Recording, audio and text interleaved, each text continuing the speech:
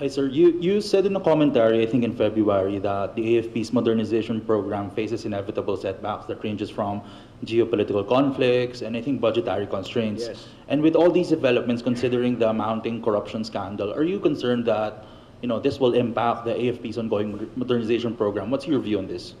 So, yeah, we recognize the fiscal limit of our country. In fact, for 2025, we only have 40 billion for our modernization program. This is not enough because our multi-year contracts amount already to about 36 million to 38 billion. I'm sorry.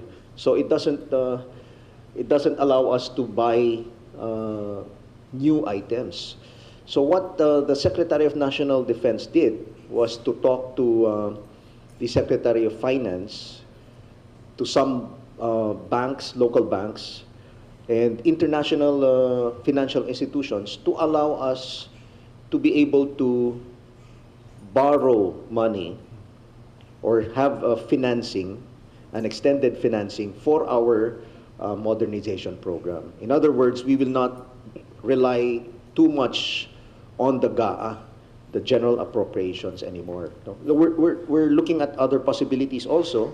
For example, the use of military lands that are idle and make them productive so that we will be able to raise funds, enough funds, in order for us to continue the modernization program. And not only the modernization program, but also address the limitations in the pension fund of the armed forces.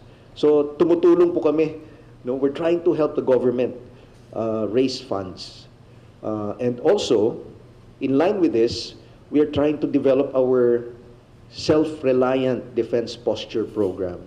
We're trying to develop our defense industries so that we develop or manufacture defense items here in country. Just like before, we used to manufacture our own rifles, our ammunition, our radios, no?